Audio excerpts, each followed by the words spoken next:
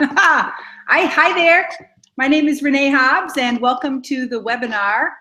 Jonathan, I think we are ready to go with our fabulous lineup of presenters. Take it away. Hello, everybody. My name is Yonty Friesem. Jonathan, we're up today to Media Smarts webinar of the Media Education Lab.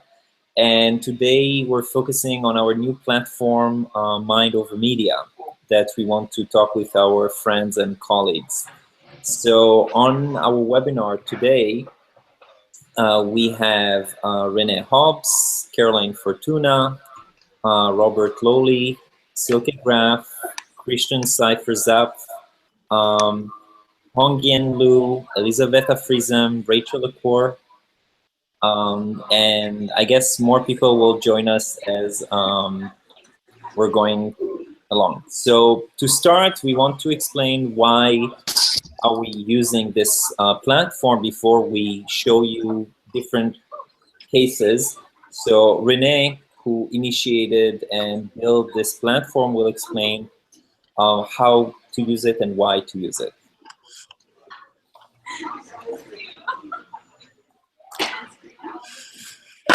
Microphone, Renee, you're muted. About that. So great to see everybody here today.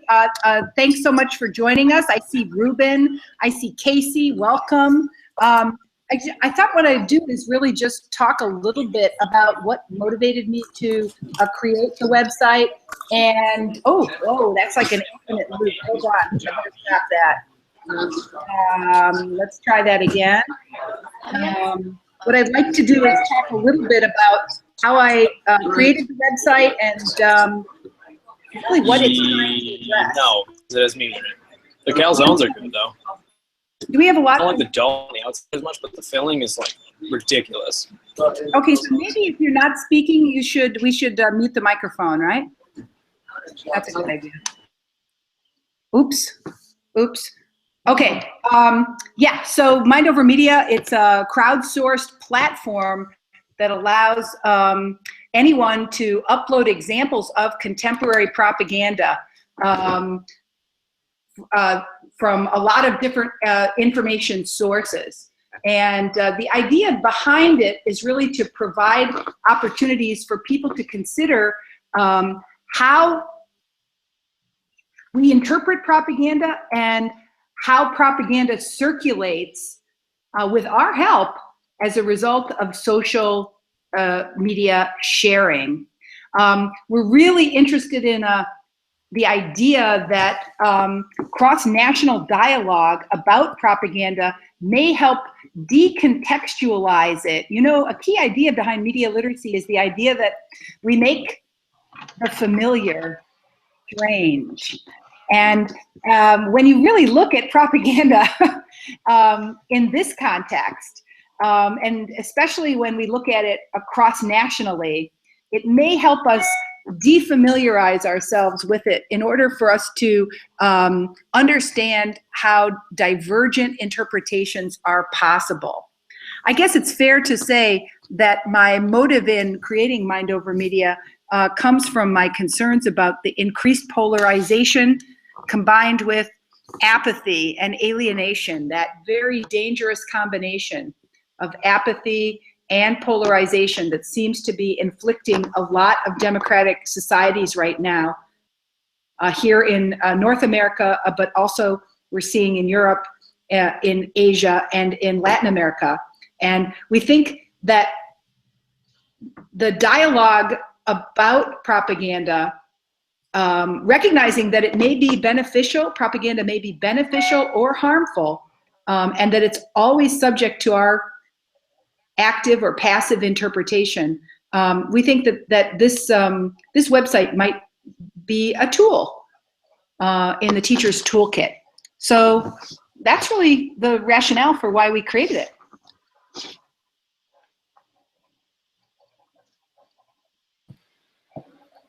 Okay, so we're gonna move to showing how actually to use this platform.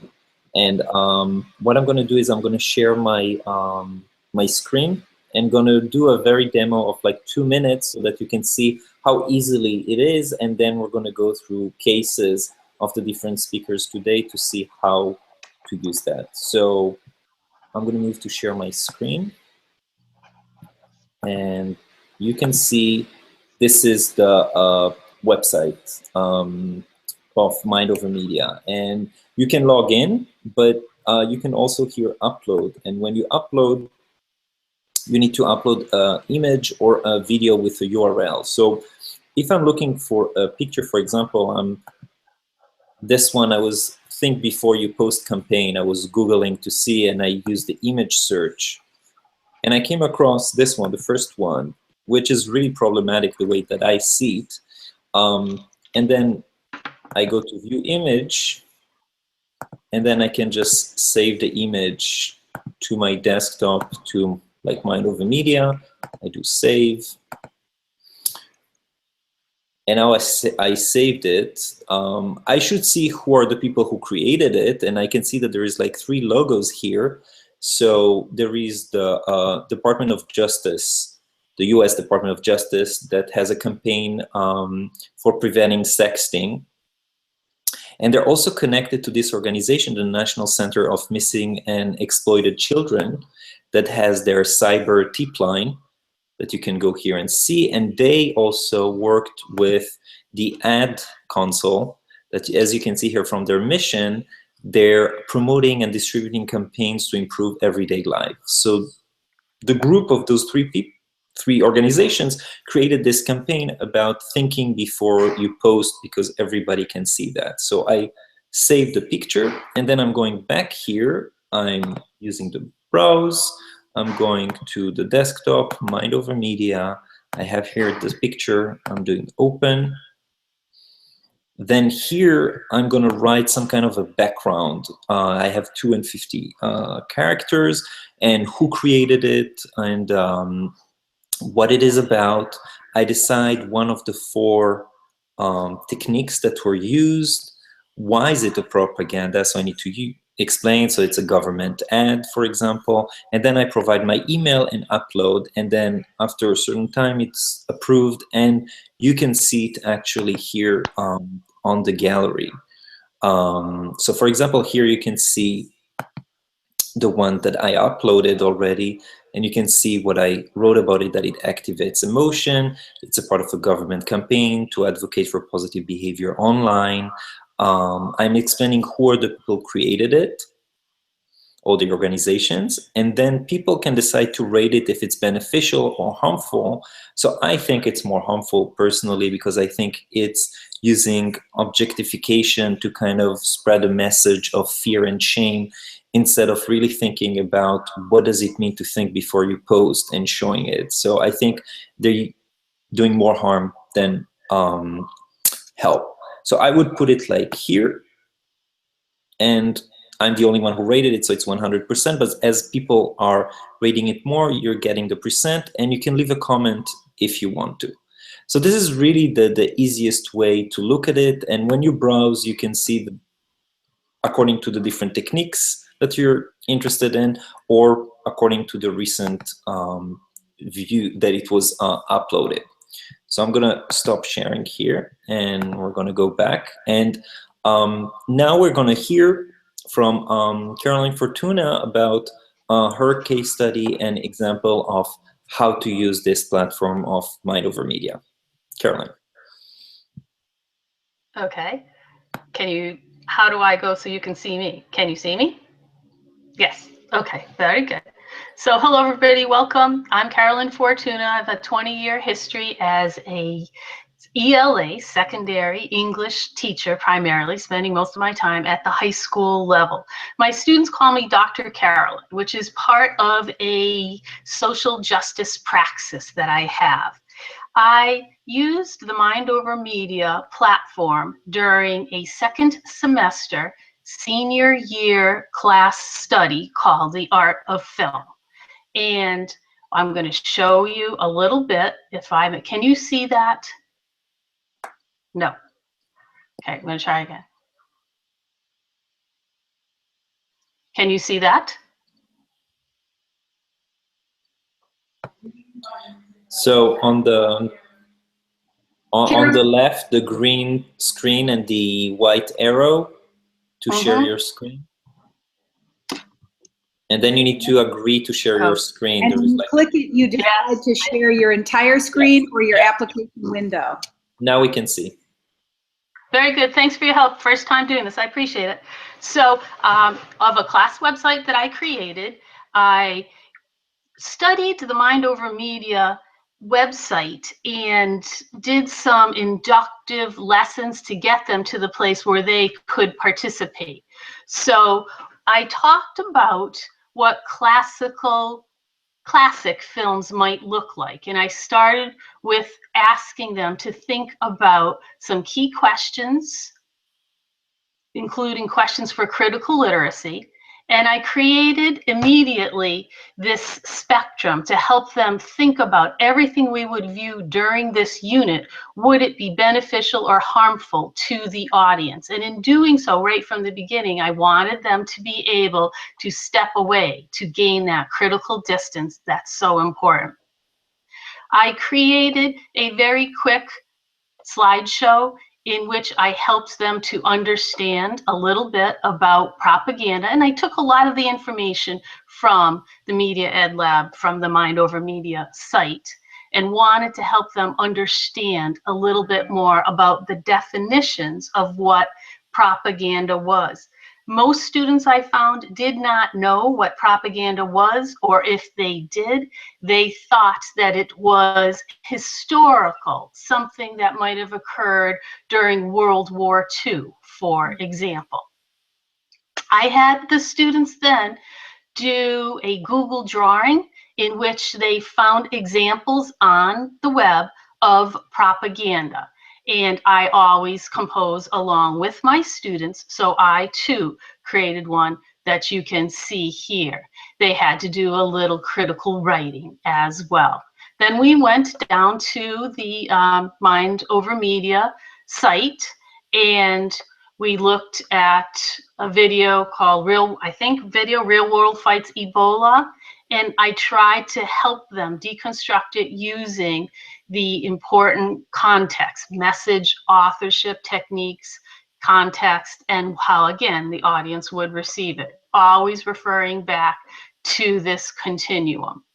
Then I had students break into small groups. I find that students learn more from each other largely than through my authoritarian voice.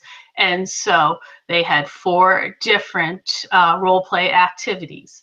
And then finally, and I feel like I'm going to hurry this a little bit, but we had an analyzing propaganda project.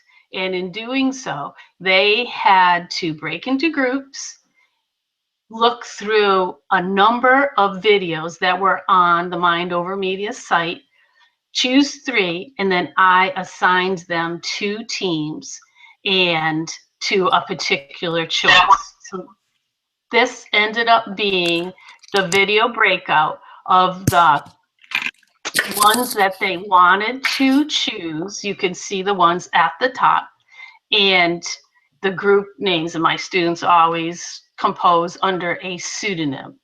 And of the choices, you can see that there was a breakout of the 20 students in the class, how many wanted to do which ones. So allow me to point you now to a student website that each student in my class also has his or her own Google site, which is free, and it's a wonderful place for them to do authentic digital media composing. So first of all, you can see the students' initial propaganda Google drawing. Again, it is largely done from historic imagery. I am not even sure that somebody might realize that this is a parody, which is kind of fascinating early in a unit. You can see that the student had to write a response to the Ebola video early on, and then had a particular way of working through the project, modeling these different criteria. And in fact, this is embodied in the Mind Over Media website. They had to take an excerpt from the video, or if it was an image, that they had to identify the author, the URL, and what they understood about this excerpt through the lens of authorship. And they had several of these textual analyses that they had to do. What you can see is that they are working in an academic context in a particular area of interest. Unfortunately, I could not get into the Prezi. It was, I had to do a login. It hadn't been linked correctly. And I would have liked to see how they deconstructed it together. But each student had to do an analysis of his or her group project video to synthesize the information that they saw above. And so they saw it was propaganda to vote yes on a particular initiative for genetically engineered foods. So I thought that there was tremendous growth from the beginning to the end of the unit. Is that satisfactory? Wow. Okay. Wow. So can you tell us, before we continue to our next case study, a little bit about how was teaching it from your perspective, and kind of like also a little bit about the reaction of the students? How was it for them? Was it difficult for them? You work with high school students in... Yes, these were all 12th graders, senior year. And the community where I was teaching this particular unit is very privileged, 96% white, upper middle class, and they really don't know about their privilege. So this was a wonderful unit to help them step back and see that the messages that are culturally transmitted through their community may not be the only way to see the world. It was, as usual in any social justice kind of program, it's always interesting to try to help students see another's point of view. And I was very pleased with the end result, especially because it was a heterogeneously grouped classroom, meaning it was not tracked. And that's a little different than most of the rest of their career in my town. For the final semester of their senior year, they untracked them. And so we had all kinds of learners in the classroom. And it made it very interesting to try to see how they would come together to gain a solidified worldview on how propaganda does affect us and how media does have embedded messages that are trying to persuade us to see our lives and our worlds in particular ways. Wow, thank you. Thank you very much. So now we're gonna move to Reuben Loewy. If you can explain to us a little bit about the Living Online Lab and the new curriculum, and then the connection to Mind Over Media and your use of this platform. Okay, first of all, thank you for inviting me to join you, and thank you for your wonderful platform. I can't tell you how welcome this is for a teacher who, before going into the teaching profession, spent over, I dare say, a quarter of a century as a journalist in the Middle East, where I lived both with journalism and a high level of propaganda all around me. So I came sort of battle-hardened, as it were, to the classroom and met students. I teach predominantly freshmen and sophomores, high school students, in also a very privileged in Princeton, New Jersey, two independent schools. One is a normal day school, the other is a primarily Chinese student body, 80% Chinese. So very interesting for their background in propaganda, news, and journalism as well. I started off teaching journalism, and then I realized through teaching journalism that the environment in which the students live, which is now almost exclusively digital, they were really, as it were, strangers to the web, yet very familiar with all the technology. So I decided to set up to develop a curriculum really to teach internet studies in a broader sense so they'd understand the context and how the media work. Now, that developed into a non-profit called Living Online Lab. And this year, just this year, we started teaching the curriculum that we developed in 2 schools here in Princeton. And it's also being taught in a number of schools in Canada, in the Ontario School District, I'm pleased to tell you. So the problem I encountered, first of all, was a level of, I think that there's only one word for it, which was ignorance, that they were simply not aware of how the media works. They're not familiar with heritage media, and they're not familiar with new media. They're sort of trapped in between the two, because the traditional journalism programs haven't been updated to really reflect the media environment in which they operate today. And no one has yet developed a curriculum to teach them about the digital media. And I think that in this context, I developed the curriculum to focus on 4 areas, one of which is an understanding of the internet itself. Secondly, to look at the way that we interact with technology and the way that the digital environment has influenced and changed virtually every aspect of our lives, from media to entertainment, business, and everything else. Third area that we deal with is media literacy, digital media literacy specifically. And finally, we deal with what we call the underbelly, or the dark side of the web, which unfortunately also is something that they are confronted with a lot in their lives. So these 4 areas are areas of focus, and teaching the curriculum. So far, I'm still on the just about reaching the second area, which is teaching them about the digital world and the way they interact with digital technology. And here, you've asked me to focus on critical thinking, and I have actually developed a specific area just to deal with developing that critical thinking. And what we're encountering, of course, is, as Renee mentioned, the fragmentation of media, as well as the echo chambers and the filter bubbles and the effect of algorithms. So first of all, I feel that students are pretty much left on their own when it comes to selecting their news sources and media. There's no guidance. There's no one reading a newspaper at the breakfast table to share with their children. So they are exploring the media world on their smartphones at any time of day in a very haphazard manner, and are not prepared for what they meet there, and are not able to distinguish between good and bad quality news sources, or understand decode the messages that they're receiving. As we know, they're very much in their little bubbles, both literally in their school world, because they are very privileged and very unaware of what's going on outside their own community. And online, they're in a digital filter bubble, which limits them to very few news sources, whether it's Reddit or BuzzFeed. Occasionally, someone will stray onto NPR or New York Times, but they really operate on a very superficial level in the news environment. And then, of course, the effervescent, omnipresent memes, which they consume voraciously. And as you also mentioned, Renee and Yonty, they get passed on through social media.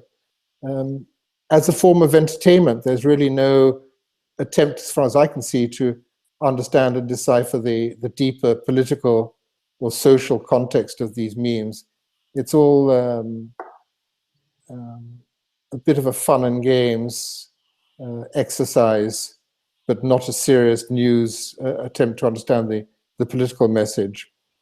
So, and of course, the next factor there is the dealing with hoaxes, fake stories, and being able to sift, let alone the quality of news, but also what is news at all, and what is fake news, and what are hoaxes that they're encountering online. So the critical thinking element here is really the antidote to propaganda, of course. And in teaching critical thinking, I really start off by defining them, talking about skepticism, objectivity, and the benefit or the necessity to introduce objectivity and critical thinking to understand not only what the situation is, but to set aside their own feelings and preferences and to identify the relevant facts in what they're encountering. That includes bias, recognizing bias and recognizing the difference between conscious and unconscious bias. Moving on from there, it's really giving them a set of tools, a toolkit which they can use when they navigate online, but also we do this in an interdisciplinary manner with history and with English classes, to slow down and to realize that the pace of contemporary media really doesn't lend itself very well to critical thinking. In order to introduce critical thinking, they need to take time to engage and to consider their mind rather than relying on instinct and the one element which propaganda does so well, which is to appealing to emotions. So it's giving them the time to engage their minds and not just react with a gut reaction to what they're encountering. And here, for example, we've used the work of our local psychologist, Daniel Kahneman, from his Thinking Fast and Slow, in telling them not to rely too much on their first impressions. I love his phrases, what you see is all there is, which is getting them to look beyond just the superficial image that they're encountering on the screen. So from confirmation bias, which we talk about as an enemy of objectivity and skepticism, is trying to get them to also look at focus and distraction, which is the other element of the online world. So the superficiality and the immediacy of everything that they're encountering, but also they need the focus to not let themselves be distracted in order to develop critical thinking skills. Now here we've put together a toolkit, which is really teaching them the rule number one is they need to be able to pay close and detailed attention to information and ideas, and to read between the lines and not just, and to ask what I'm not being told. So what's missing from this picture, what's missing from this information. Secondly, I talk to the students about being able to summarize and explain information that they've been given to read, and to identify any limitations and flaws in the quality of the material. Thirdly, to branch out and to be able to understand other points of view and why they believe as they do. So to be able to hold diverse opinions and to identify contradictions and flaws in their thinking. Then the next point is to be able to express their views clearly and to also to be able to argue their case with confidence against others. And finally, that they're able to modify and change their minds when confronted with new facts, which when you dig deeper, inevitably becomes an issue that they have to deal with. So in terms of studying and research, I hope that what we're trying to give them is a confidence to compare and evaluate different sources of information and to be sensitive and aware of the limitations in the information that they're dealing with. Also that they can find and research new sources, so what's lacking in the material, and to direct their attention in order to absorb that.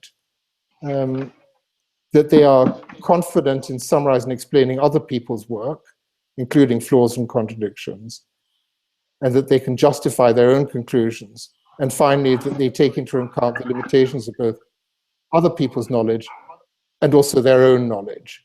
So this is sort of a toolkit that I'm developing to teach critical thinking. And in this, I draw obviously hugely on the lesson plans from the Mind Over Media, and to actually confront them with, to illustrate with real life examples. And I love the fact that we always have constant fresh material uploaded from many different sources that is relevant to the students because it is timely and not just historical, and how crucial it is to explain the contemporary propaganda. I do focus almost exclusively on political and social propaganda and much less on the commercial side of Mind Over Media. I think there's a distinction there. I wish if we had time, I would love to deconstruct advertisements and many other things, as I remember from from my own curriculum at school, but here we really have to focus mainly on the political and social propaganda that they're encountering, which I think is incredibly important as well. But I hope that as we develop the curriculum and we can expand into making this a truly interdisciplinary, then there'll be time to be able to carve out the time in the school day to deal with other issues as well. I hope that gives an idea of what we're doing. It's a huge task. I really feel that I'm starting with a pretty blank slate because they have not been taught any of these topics before. And I find myself going back constantly to teach what is news, how is news constructed, how do journalists work, what's the difference between a journalist and a blogger, and how does the material that they see on their screens actually get there, who develops it and why, and the fact that there are no gatekeepers. I think it really is, I feel for them in a sense that they're left vulnerable and in the hands of some serious manipulators and hoaxers and fakers, much more so than I was growing up with media that might have been biased and not objective, but at least had some quality measures in terms of gatekeepers, of editors and journalists with ethics and training. Whereas now it's a Wild West. So that's the downside of the digital media. On the one side, the proliferation of opinions and the easy access to all these. On the other side, the ungoverned, the anarchy of the news, which is really what they need, the critical thinking to navigate that safely. Thank you, Reuben. And it's really interesting to hear those two cases that are similar in a way, but different in the way that each one, Carolyn and you are using it. And now we're going to move to a third case, which gives us another overview from Germany. So Dr. Silke Grafe and her PhD student, Christian Seyferth-Zapf, are going to introduce their case of using mind over media and propaganda in the context of Germany. Thank you very much, Jonathan. We are very happy to be invited to this session. My name is Silke Grafe, and I'm the chair of school education at the University of Wurzburg in Germany. My research interests include media literacy in K-12 and in higher education, media literacy in an international perspective, and modeling and measuring pedagogical media competencies of students in initial teacher education. And I would like to introduce Christian as well, who is my research assistant and a PhD student in my team. So I will share now.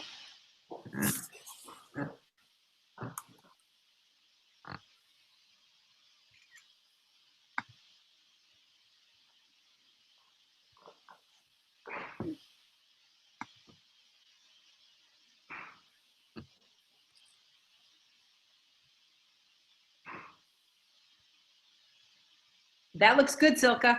Okay, perfect. So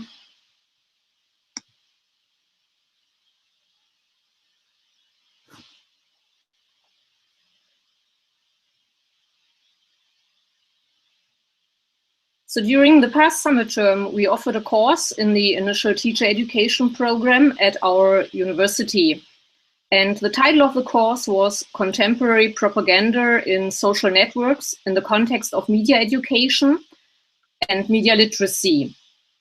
And in the next minutes, we would like to show how we implemented mind over media into our course. I'm not sure. Oh, let me start again, sorry.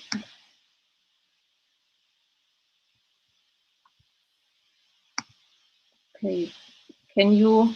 Do you want me to open the presentation? Yes, that would be maybe helpful. We can try both. Okay. Yes, Silke, and while you are talking, I can make Christian's screen go large. So that Okay. could, right? Oh, Okay. yeah, beautiful, marvelous. Okay. Okay. Are we now using my screen, I guess? Okay. Yeah. Okay, good.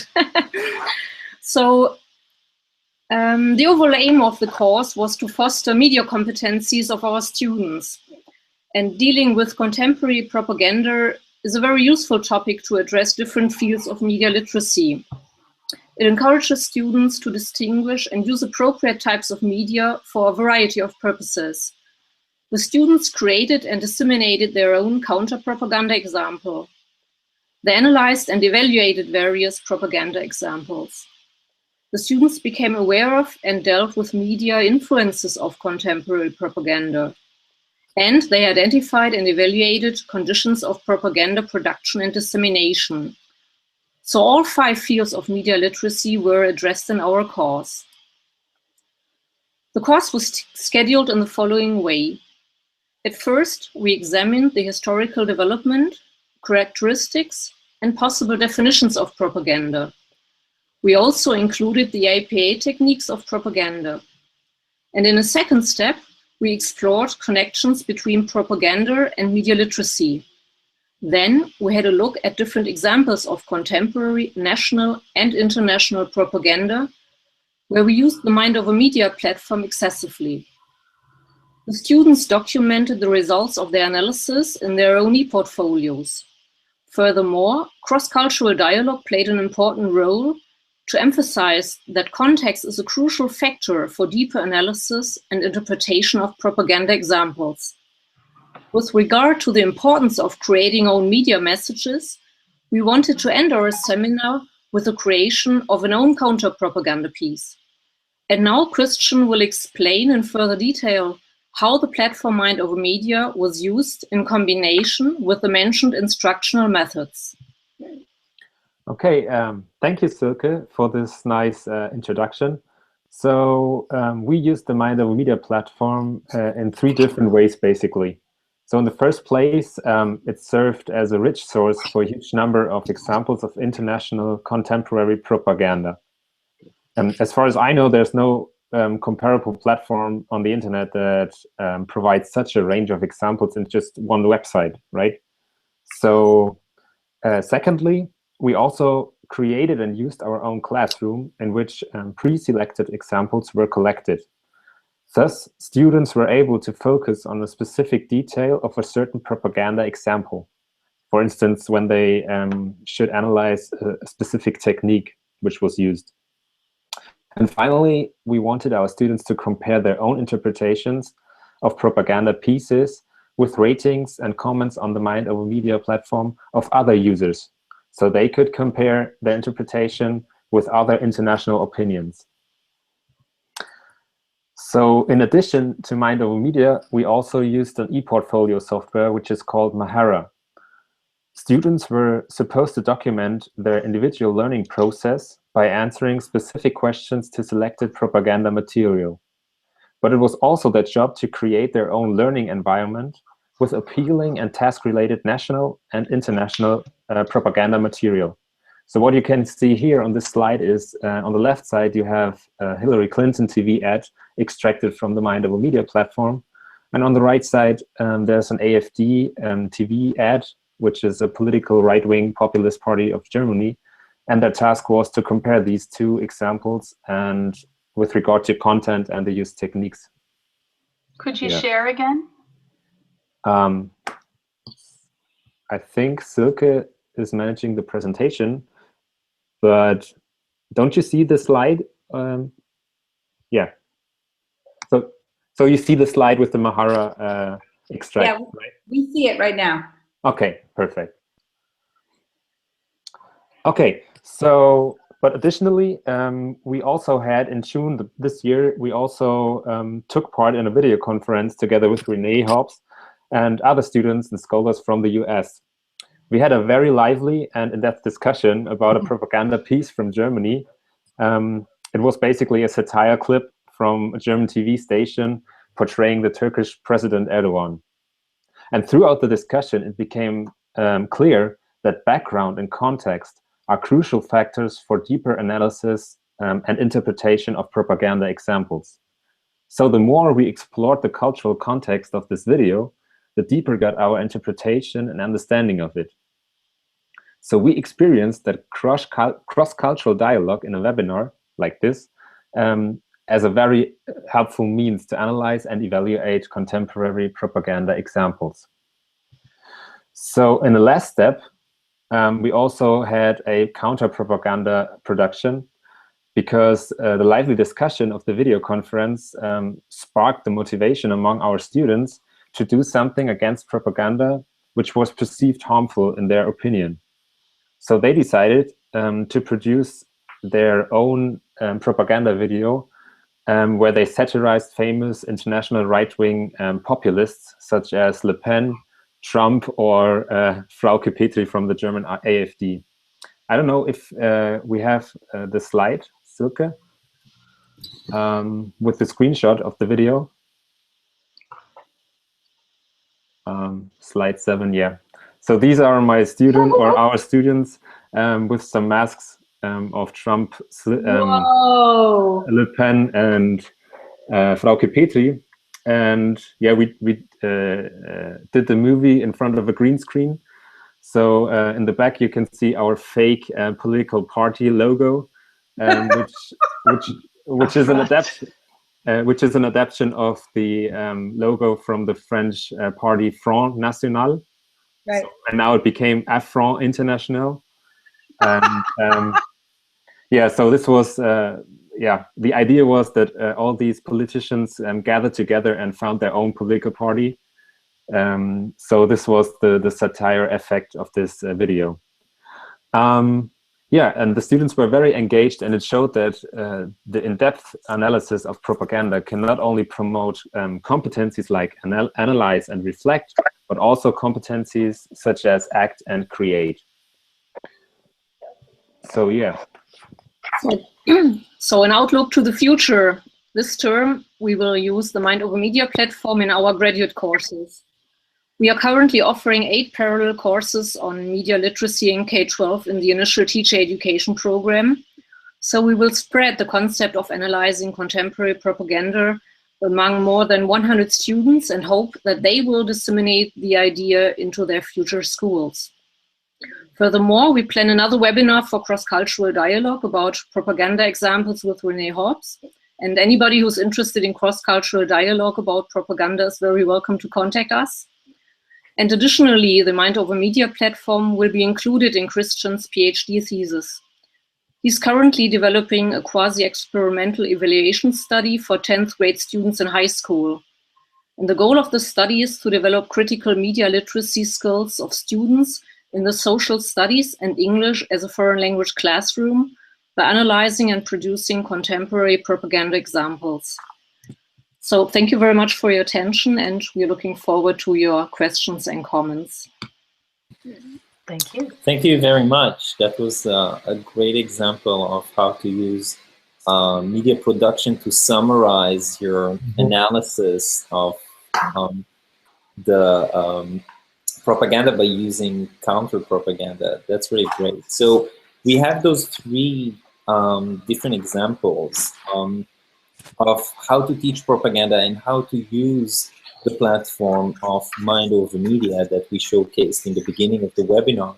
And we have time now for like 15 minutes to kind of talk about reflecting and looking at the differences, but also the similarities, and how other people can use this platform for their own purposes and their own setting. And I invite, we have Danielle, we have Kristen, Zoe, and Rachel that are joining us also. If you have any question, or if you want to kind of like share your experience or thoughts about it.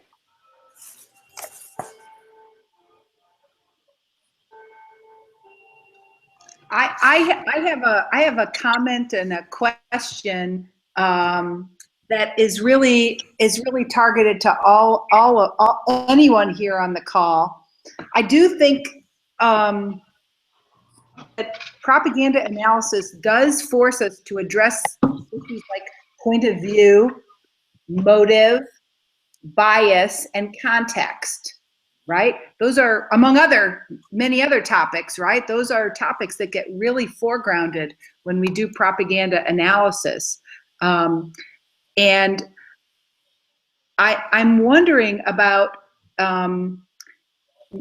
how we manage to avoid being propagandists ourselves in the classroom, right? And I wonder if any of the presenters or anyone here on the call today wants to speak to the challenge of distinguishing between education and propaganda. I got this feeling because Reuben, in your impassioned presentation about news, your own bias in valuing news is really evident, right? Yeah. And so I wonder about how the people on the call today think about this topic of point of view, context, bias, interpretation in relation to the identity position of the teacher who is trying to help students think for themselves, but inevitably may also have an agenda. What are your thoughts? If I may, the NAMLY identifies that we should always ask, how would someone different view this text? And this is so valuable, because if we can ask students that question constantly and then help them to see how a different category in society would view this, it opens up multiple possibilities. And I think we should do that with all the texts, including propaganda. Mm-hmm. Renee, I must say also that, for example, when we're looking at examples of propaganda and news, I do ask, for example, the students I assign them different media to look at the same topic from different media and also international media. We use, for example, the website from Museum in Washington to access media from all over the world, so that they can see how different media and different cultures cover the same topic, to give them the different perspective. So I might be biased towards the New York Times personally, but I definitely use BuzzFeed, Reddit, any other source that I can bring into the classroom, so they can see how different the coverage is and the different cultural and social perspectives on the topics are. I appreciate that point, Reuben, because through comparison and contrast, we can create opportunities for students to exercise some independent thinking, right? Nice point. Comparison and contrast is a very powerful way to handle that. Renee, you ask a very important question in my point of view, and I think it's very important in higher education as well as in the K-12 classroom to present and to reveal our own normative point of views. And by opening that up and by explaining that, revealing our own normative perspective, we open up a discussion about our own point of views. And by doing that, for example, with the students, with colleagues, how we did it in our webinar, this helps us constantly to reflect about our own perspective, and if we shall change them, if we have to add new points. So that's a very important point. I want to ask this forum, hearing Silke, what you just said. So we're teaching our students to analyze those different current propaganda. We're teaching them to look at messages, to analyze those messages, to create their own messages. And so since this is part of the Media Literacy Week in the US, in Canada, and also the International Media Literacy and Information Literacy Week. So for each one of you, if you can share, what is your personal goal for your students? What do you want your students to gain from this activity and from doing this work and this analysis?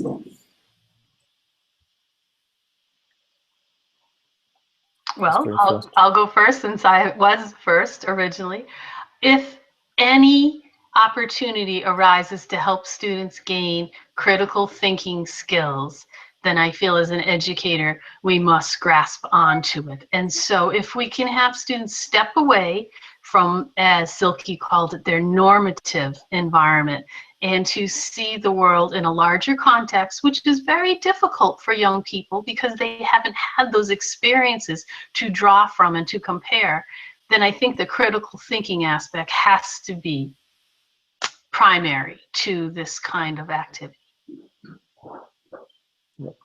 If I may go next after Carolyn, I wholeheartedly agree, and I'm incredibly aware of the fact that I have this window in high schools where we're lucky enough to be able to teach journalism and media studies as a separate independent course, that I have a very short window of opportunity to equip my students with the necessary faculties to view the world in a critical, and all the material that they encounter, especially online, through a critical perspective. And I really feel it's almost a race against time before they're off on their own again. And I definitely feel the responsibility to give them the skills, the critical thinking skills, because no one else is doing it for them. And there is this perception, which was also my reasoning for living online, is that many adults and teachers are overwhelmed with contemporary media themselves and are not able or don't feel that they're in a position to give guidance to students.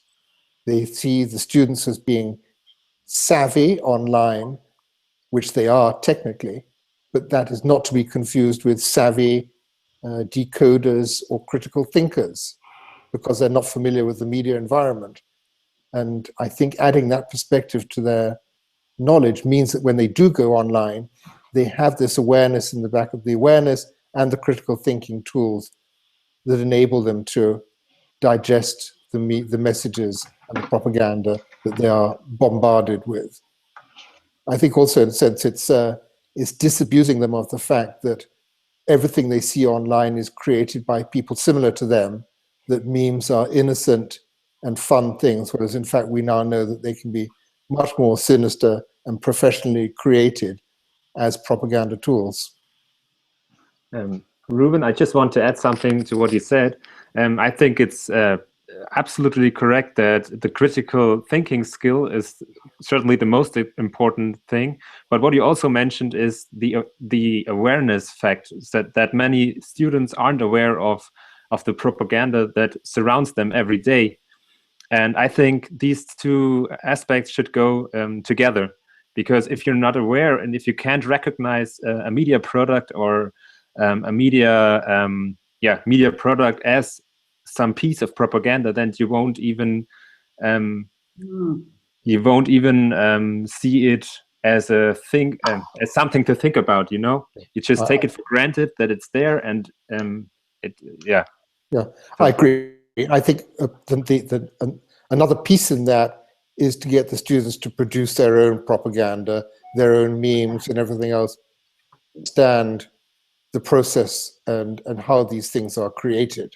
I think that's also very important. I would totally agree. I love how this conversation is getting at the awareness, the critical thinking skills, the skepticism. I would also like to add one other goal that I have for the Mind Over Media curriculum, and this is especially in relation to the gallery of propaganda, right? This ever-changing, uploaded by users from around the world, constantly being refreshed and really relevant to whatever's happening in popular culture right now. And that's this goal, that I think somehow when you get exposed to other people's propaganda, it may ignite intellectual curiosity. Because truthfully, when I saw some of the examples of Japanese propaganda, right, of Dutch propaganda, of Swedish propaganda, I felt the need to learn more. I was aware that I couldn't understand the propaganda. I couldn't have an opinion about it because I didn't have any knowledge. And I think that's a part that's almost like the nexus between awareness and analysis, right? Is becoming aware of an information need, right? And having intellectual curiosity and trying to fulfill that need. So I think intellectual curiosity is another competence that may be activated by the use of this site if the teacher is tuned into that issue to begin with. Oh, isn't that what all education is about? Hopefully. So on that note, we have a couple of minutes left. So I would like each one of the panelists, if you can summarize, like in a sentence, what would you wish for the next step for Mind Over Media and the education of media literacy and education of propaganda to be? Caroline, would you begin? Well, I think, as Renee mentioned, having this compilation of samples out there to draw from is so powerful, and it really introduces teachers, as Reuben suggests, who are not necessarily savvy with media, to have access to this wide variety. So it's easy to turn it to the students, let the students deconstruct, and so we can learn from it. If I were to have a hope for the evolution of the website, I would hope for even more front-loading of deconstruction examples. I know that we have the scaling within the body of examples. The instructional materials might even help teachers who are not coming to it with a rich background in digital media literacy.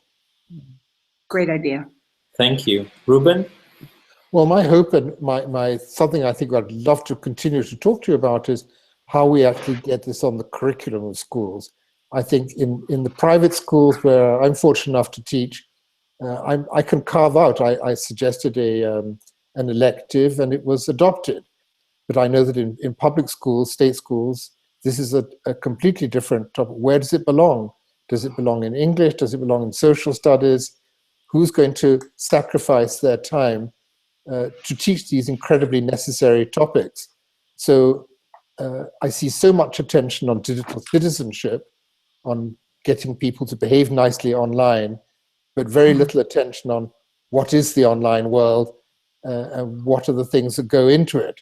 So I think we need to shift the focus. And I sense that this is happening now, that they realize that digital citizenship is, in a sense, firefighting issues like sexting and cyberbullying, which are very necessary. But I think this is so much deeper and so much more holistic approach to teaching critical media thinking that this is where we need to focus, is to getting it onto and into the curriculum so this wonderful material can actually be taught in the classroom. Thank you. Silke? I would like to add that to that point, that it would be very helpful to have, for example, ideas from international scholars how to implement the Mind Over Media platform into the local curricula. And I would love to explore more of this intercultural dialogue about international propaganda examples, because as we explored, Renee, in our webinar, it was so insightful to discuss about the context and to learn more about the context of the propaganda examples. So I think this would be a wonderful way to advance using Mind Over Media in the future. Christian? I want to add to the thought that was brought in by Carolyn. When you said we have this potential of all these examples on the Mind Over Media platform. And my hope would be that by using this platform, it should spark something within the students by analyzing these examples. It could be intellectual curiosity, as Renee suggested, but it could also be some form of communication which takes place about these examples, or some form of action. Like in our case, it was the counter-propaganda thing. And it would be an interesting idea. Maybe this could be possible in someday in the future, but what do you think about adding these next steps after the critical analyzing to this platform? Like when students can share their ideas, what they not only what they think, but what they did with this propaganda piece, like what it sparked inside of them. Like this made me change my mind about the African culture, for instance, or this propaganda piece on US politics made me change my mind about democracy, for instance. Like this would be a nice addition to the platform, some kind of feedback. Or do you know what I mean? Yeah. I love that idea. So we came at the end of the hour, so I want really to thank everybody who took part in this webinar, and I hope to continue the conversation online. And to stay tuned on the Media Education Lab website, I wanted to share our next webinar in a month. We're going to have a webinar on YouTube celebrity culture. So you can join us on December 12th at 7 Eastern Time in the US. And we're looking forward to having those conversations continue online and face-to-face. So thank you. And we'll continue the conversation. Thank you, everybody. Thank you for having us. Bye, everybody. Nice meeting you. Bye, Carolyn. Bye, everyone. Bye, Renee. Bye. Thank you. Bye-bye. Thanks for joining us. Bye, Christian. Bye-bye. Bye. Bye-bye.